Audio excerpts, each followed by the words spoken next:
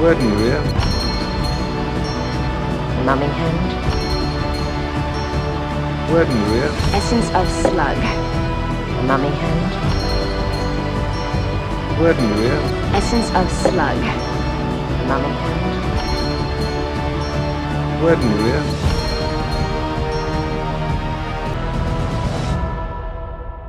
Hello, hello, hello, and welcome to another episode of It's Time to Rewind, a podcast trapped in its own time loop right along with the movies we discuss. This season is the serial bomb, yo! And we're looking at Buffy the Vampire Slayer and Angel, starting off with Buffy, Season 6, Episode 5, Life Serial. Today we're discussing the first loop in the episode, starting at 17 minutes and 35 seconds, with Buffy starting a new job at the Magic Box, and ending at 22 minutes and 13 seconds, with the customer refusing a dead mummy hand. Joining me today is Elwood Jones from the Asian Cinema Film Club. How are you doing today? I'm good, thank you. Yeah, it's good to have you back. I know you were one of the ones that I had almost forgotten to reach out to until I remember it's that, you wrote on the majority of Buffy the Vampire Slayer for the site is still there, but it's not active anymore for Channel Superhero.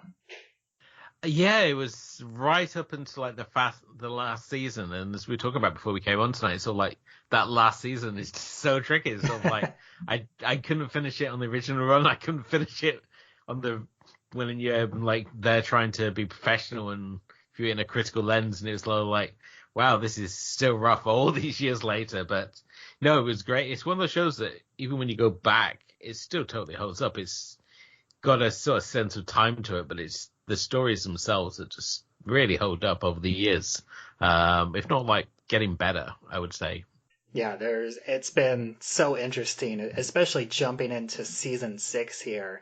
I am about a little over halfway through it now, and for my own rewatch, inspired by this season. And it's especially with the trio and everything, it was so far ahead of like the toxic nerd culture, and it's like such a prime example of how nerd culture can become this toxic and like feeding in on itself. And this was well before Gamergate and anything of that sort, and the trio is like really a perfect representation of this like toxic nerd culture. Oh, definitely. So it's so innocent when you look at the trio, and if you compare it like to now, I mean, back when Buffy was first on, the nerd culture really hadn't kind of found its grounding, so it was still very much under the surface. You had things like Buffy, and you had like the X-Files, and these smaller groups of things, but we didn't have like what we have now with like Marvel and DC and these huge multiverses and billion-dollar empires being sort of like built on these properties. And when you look at the trio, I mean, there's sort of two ways that you can go at it. It's like, first of all, you've obviously got like the old school nerd view, and then you've got to essentially, if you look to these guys now, and they'd be essentially incels. Because everything they're doing is sort of like, oh, why can't we get girls? We're good guys. Why can't we? And we're going to lash out at society, but under the guise of being supervillains. And even like the backstory of how they came together, it's sort of like they were sat around playing Dungeons and Dragons. So like, do you want to be supervillains? And like, okay. There's no great plan to it when you compare to every other big bad who's like got eons of like plotting and all these like moving all these pieces into play for like their big plan. And the trio just feel like, it's kind of slow Saturday night. Let's become supervillains.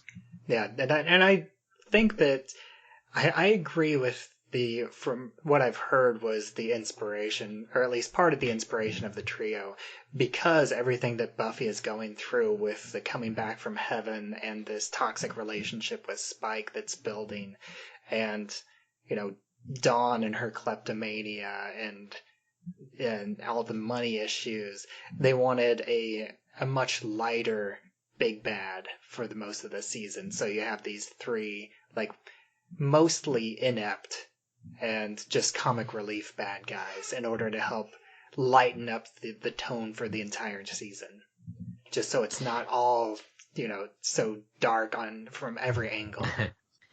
I think there's a lot of clever switcheroos in this season, especially when you obviously have the trio set up as the big villains, when obviously it's just really a cover for the fact Dark Willow is going to be our ultimate bad.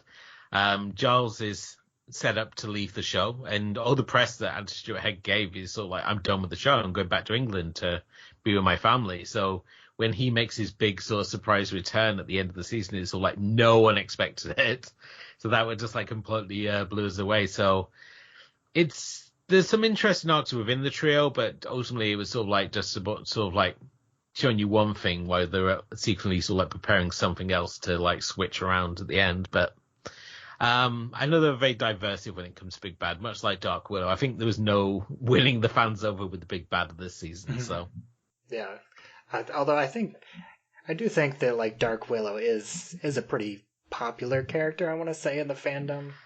I think for myself, I had drifted away from Willow because Alison Hannigan had done that thing she always does with any character she plays for like the long period, be it sort of like a character in American Pie or like on How I Met Your Mother with Lily.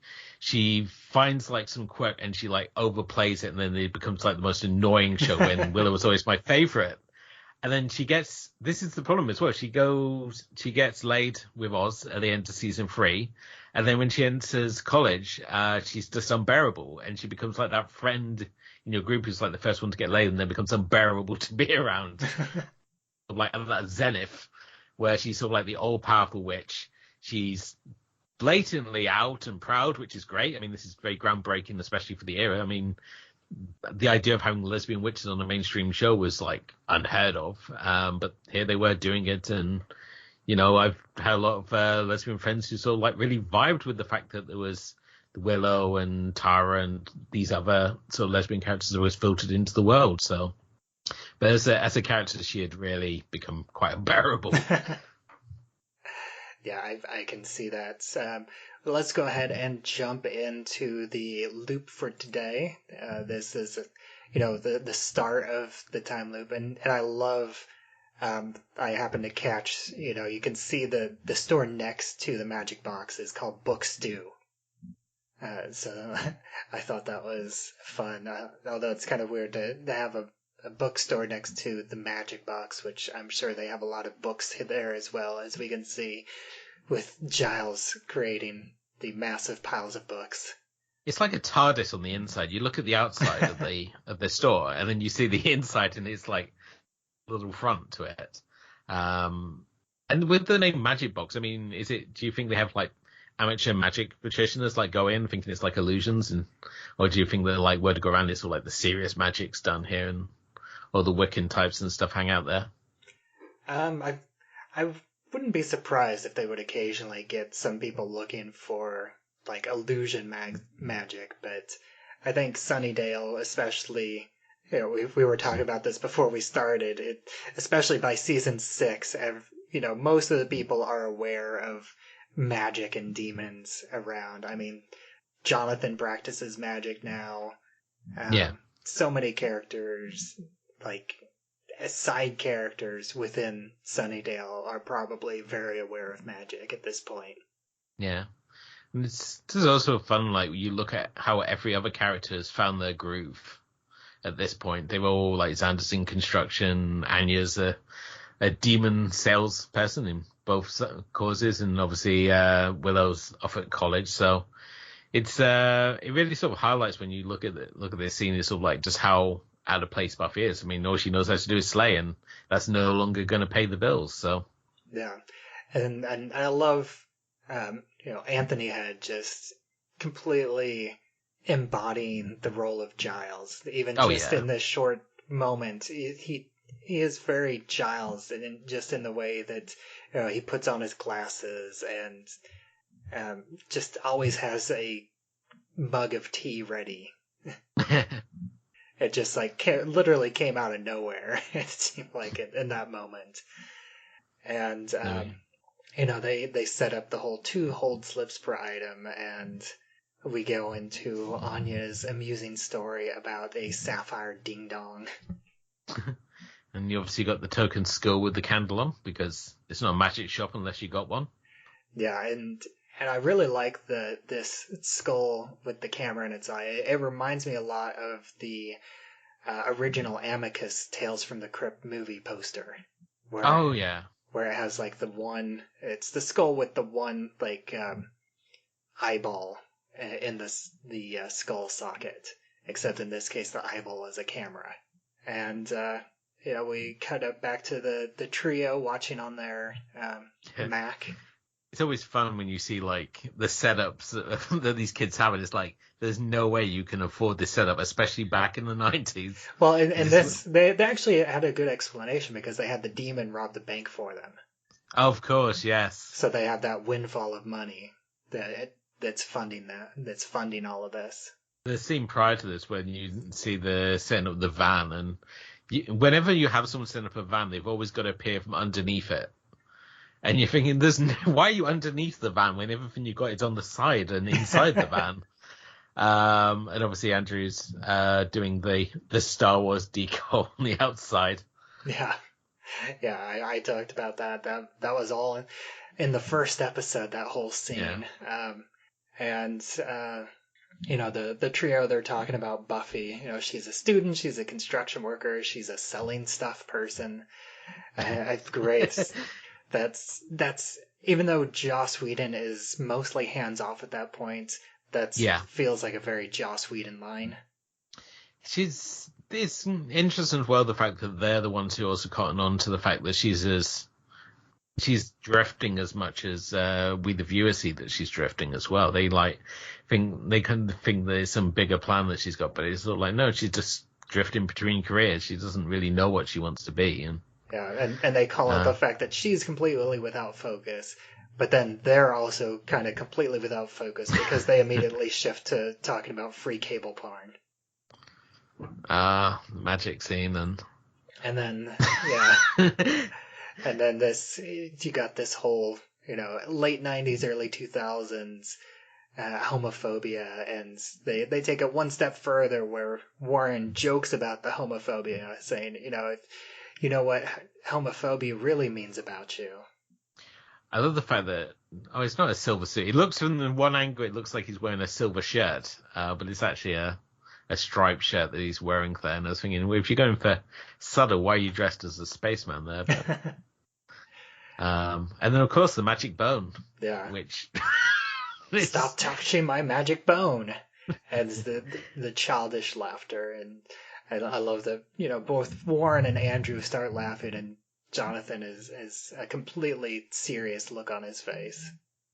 Jonathan, I never bought Jonathan as a novice magician. It was just it just felt like such a leap in what we'd seen with this character.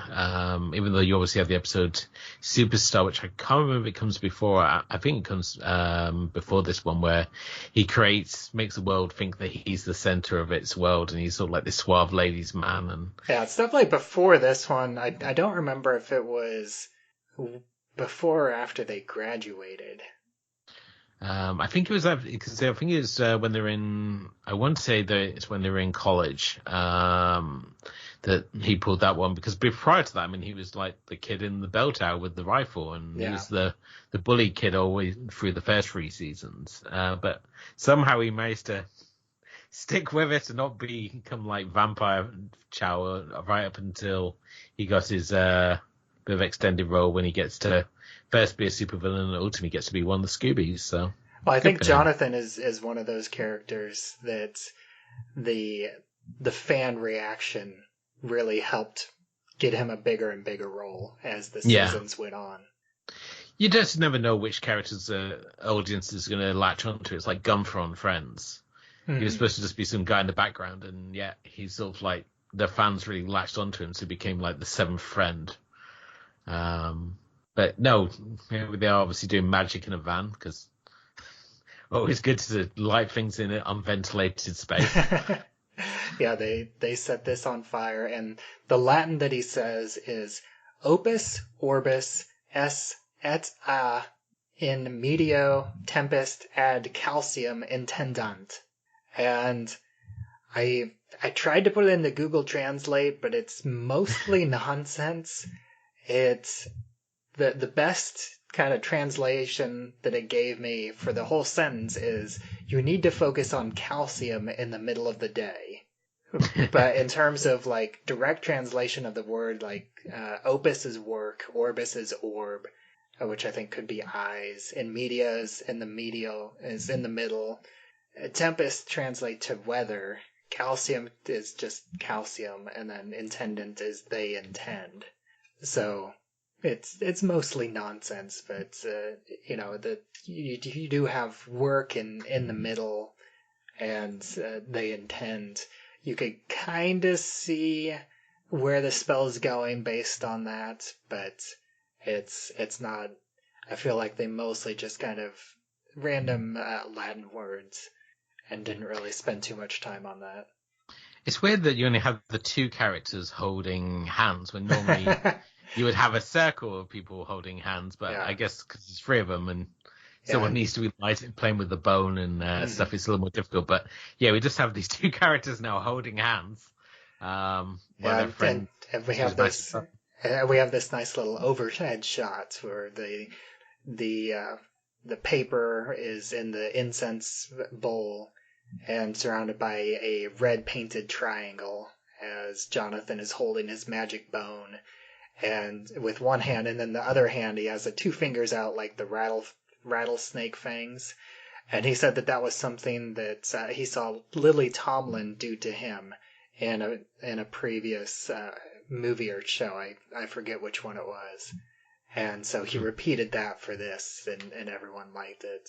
And you can also see, like, next to Jonathan there is a animal print pillow. It's like got 4 squares. You have one square that's zebra print, one square that's like cheetah print, one square that's like cow spots, black and white cow spots. Yeah, and then the fourth square is like a leopard, like more of a leopard print. Supposed to be snake skin because it's got that sort of tan to it. Yeah, I think I do kind of see the texture to where it could be like snake skin. It's so it's weird. Like a 70s swingers pad in there. Yeah. It's because come in my van always doesn't sound creepy at all. Yeah, and you can kind of tell that most of the smoke is not coming from the actual fire. It's coming from whatever smoke machine. Oh, and I didn't notice that either. You have the shot. It cuts back into the inside of the magic box, and you can see through the window the Death Star van across the street with the back doors open and smoke just billowing out. Reminds me of Friday the 13th Part 3 when you got the two stoners in the front of the car and it's like, oh my, the car's on fire. It's like just these two stoners lighting up. Or like the Scary Movie franchise, anytime that's or like Smokey, the weed guy, is in a car. His car is always just filled with smoke. It's the hot box in a way. Yeah, and we get this sound effect that we're going to become very familiar with over the next 10 minutes or so. The doorbell, as the female customer walks in, and she's played by Winsome Brown, who is mostly just a working actress. She doesn't really have any notable roles in anything that I can find, but she has fairly steady work and small roles in film and TV across the years.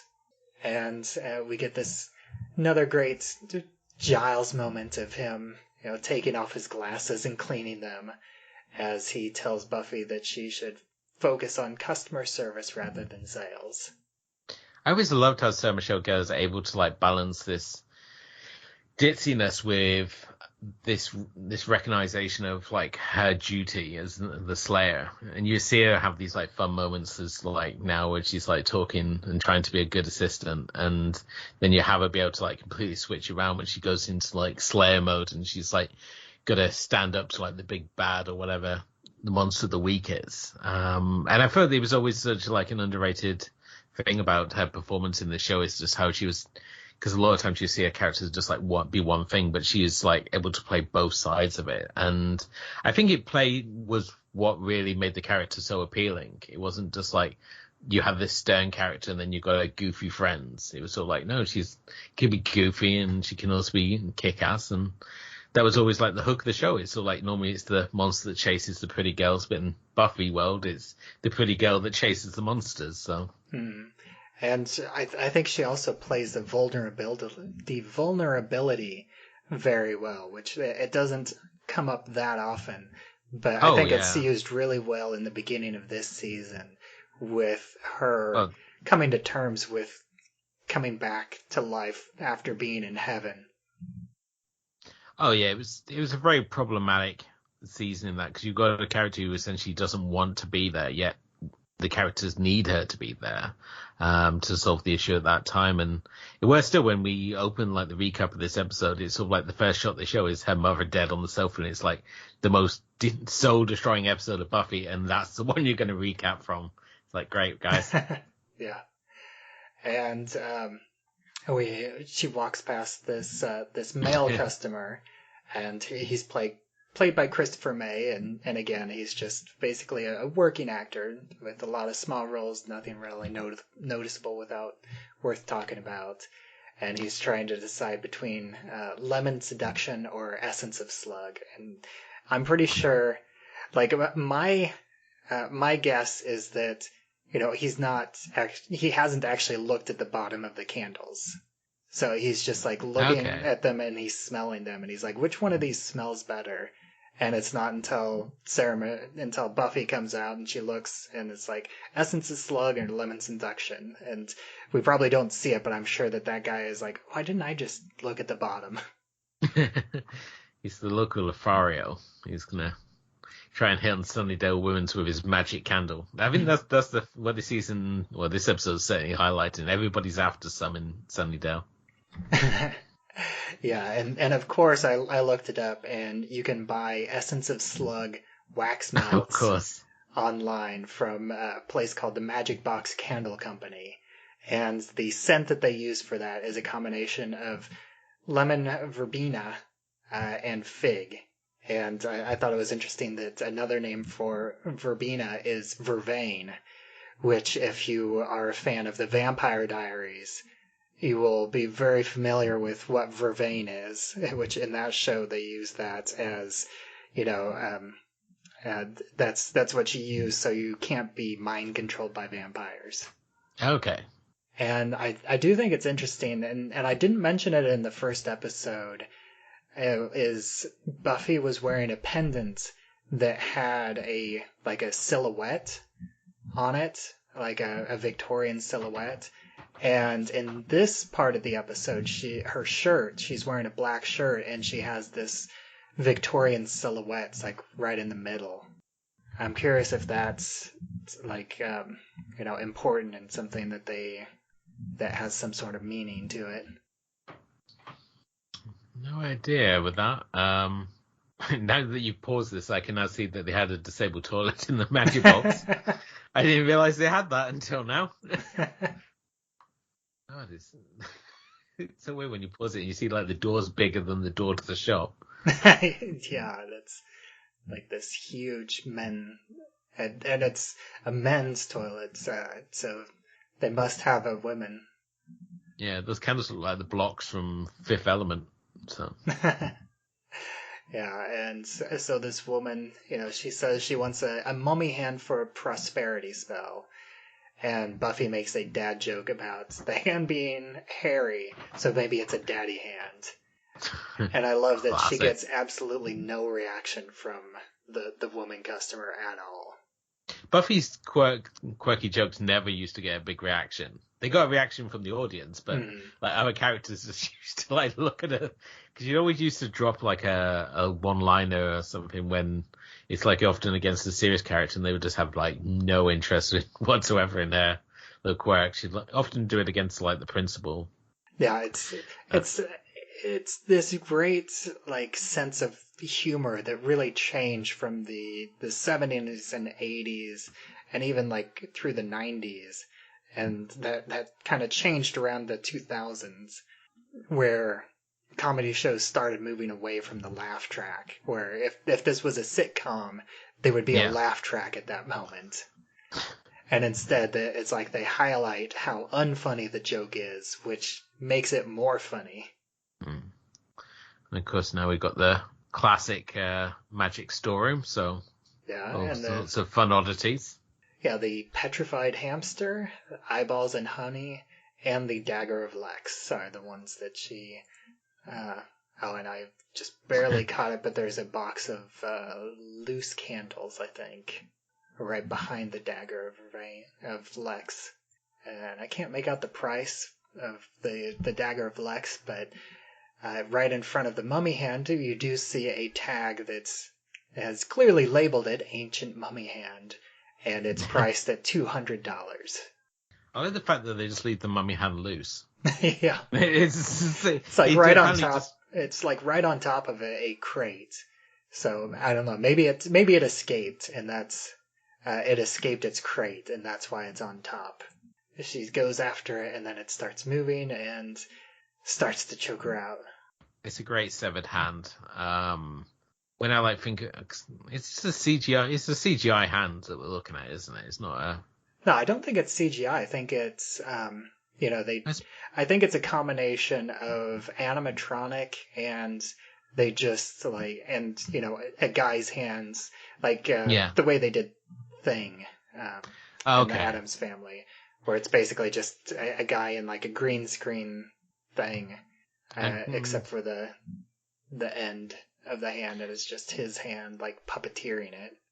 I think it's one of the great underrated severed hand performances that we see here. I mean, there's some great severed hands in the history of film and television, like Evil Dead, Thing, obviously, and this mummy's hand, and which I think is up there with like Demonoid, which also had another great hand. But yeah, her expression when she's like holding it up, and she still thinks she can get a sale. It's all like, we're throwing the dagger for free. And she's like mother of pearl handle. Yeah, it's the power's gone from it. It's just like the goal to like know that you messed up, but you think, oh, maybe I can sell this. Or do you think she doesn't realize where the power of the mummy hand lies and thinks, oh, it's just having the mummy hand? Yeah, I could see that. Because she's never like the most skill when it comes to like mythology or like demonology or those. That was always sort of like Willow and Giles. They're sort of like her forte, and she was sort of like the find something and kill stuff. Yeah. She's more a blunt object. Yeah, she's more, point me at it and I'll fight it. Oh my god, a Monty Python reference there. As she taps the hand, it's sort of like, it's just asleep. Yeah, and we get another. I don't think it's not in the next episode, but later in the episode we'll get another Monty Python reference to the parrot sketch. Her face is so straight. It's like, yep, this mummy's son is just asleep.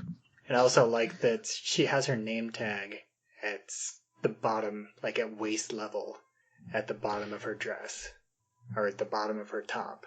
Yeah. It's on the hip though, isn't it? So, yeah. It's like elbow, it's like eyebrow raise, where it's like, this isn't selling, is it?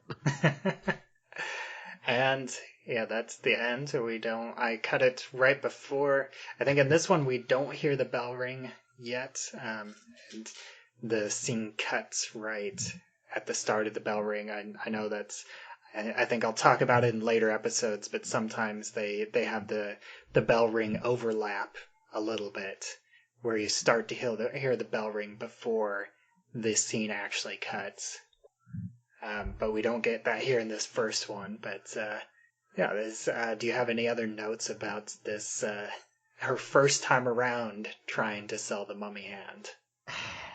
It's funny when you consider the fact that she's a human and she's a worse salesman than Anya, who's a demon, and has a very sort of like autistic view of the world. It's sort of like, I know want to get from A to B, and why don't I just go this direct route instead of doing all this fanning around? It's sort of like her sort of quirks and stuff, and yet she's this fantastic salesperson, and she's been running the magic box to like as a successful business, and then Buffy, who you imagine should have at least had some sort of like sales job of some description, which should be able to handle like working in the magic box. I mean, it's with things that she's familiar with.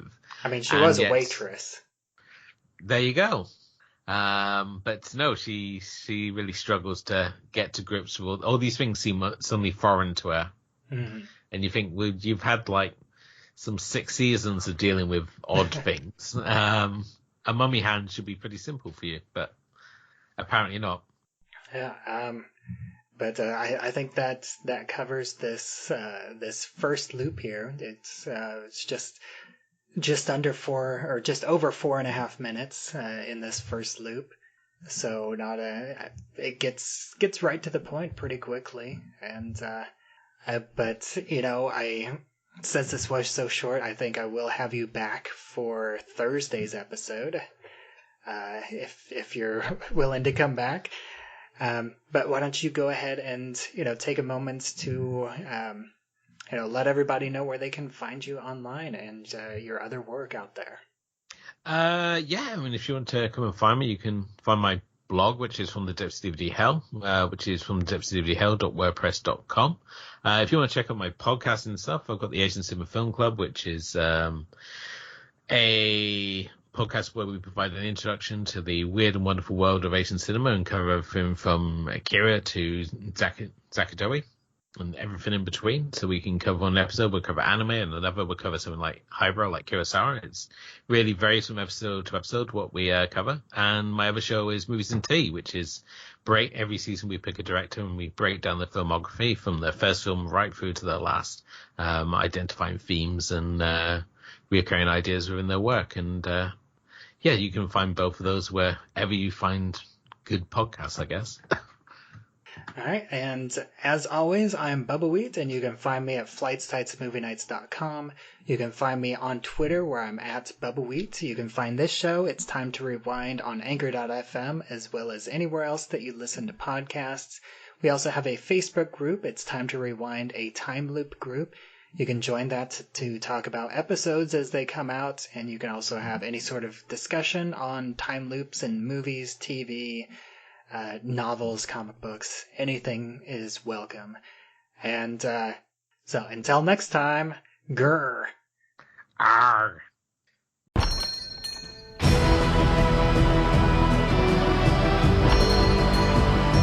Word Maria. Numbing hand. Word Maria. Essence of slug. Numbing hand. Word Maria. Essence of slug. Numbing hand. Word Maria.